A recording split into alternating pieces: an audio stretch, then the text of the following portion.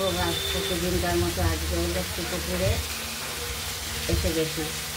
আজকে ডাঁটা আর আলু পোস্ত দিয়ে চচ্চড়ি করবো। ডাঁটাটা একটু ভেজে নিই, তারপর আলু দিয়ে ডাঁটা দিয়ে পোস্ত দিয়ে চচ্চড়ি করবো। টমাটো দেবো, ভাজা হোক, তারপর আবার দেখাচ্ছি। সজনে ডাঁটা, আলু,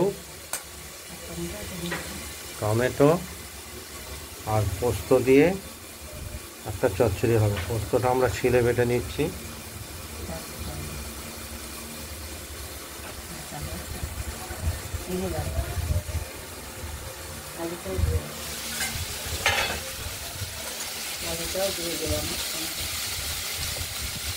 আটাটা প্রথমে ভেজে নিয়েছি, আলুটা ওটাও ভাজা, দুটো একসঙ্গে ভাজা ভেজে নেবো একসঙ্গে।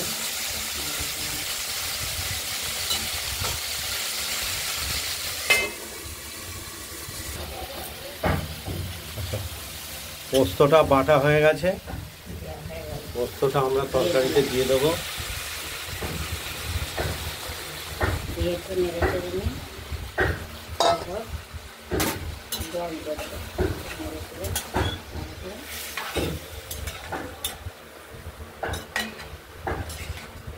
ধরে থাকো, একটু কাছে পোস্তটা দিয়ে নেড়ে চেড়ে এবার জল দিয়ে দেবো। পোস্ত দিয়ে নেড়ে চেড়ে এবার জল দিয়ে দিলাম।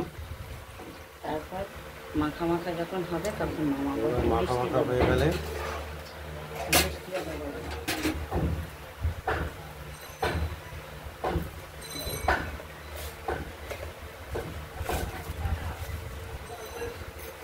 স্বাদ মতো মিষ্টি ব্যবহার করছি।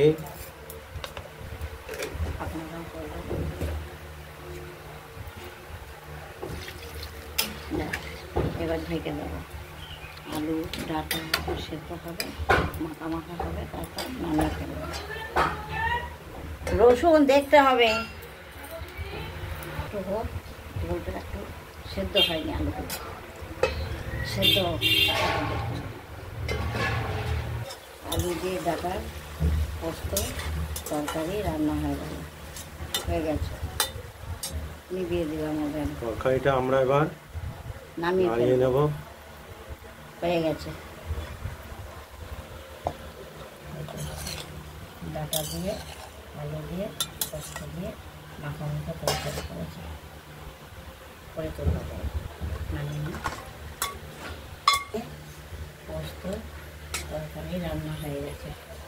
টমাটোও দিয়েছি, স্বাদ মতো মিষ্টি নুন দেওয়া হয়েছে। আপনারাও এইভাবে খেয়ে দেখবেন, বাড়িতে একবার ট্রাই করে দেখবেন, আশা করি ভালো লাগবে। যদি ভালো লাগে আমাদের লাইক করবেন, চ্যানেলটাকে লাইক করবেন,